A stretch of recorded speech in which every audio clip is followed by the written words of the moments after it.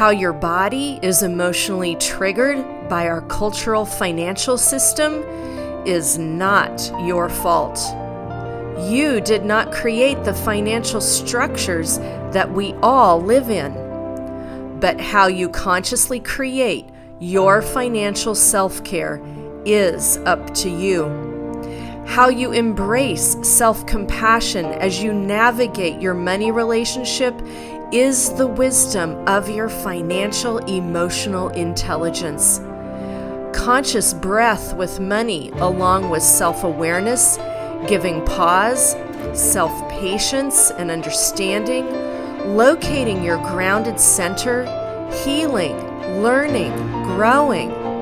All this supports your ability to respond financially. This is your true empowerment with money, your sovereign birthright. This is your transformational capitalism.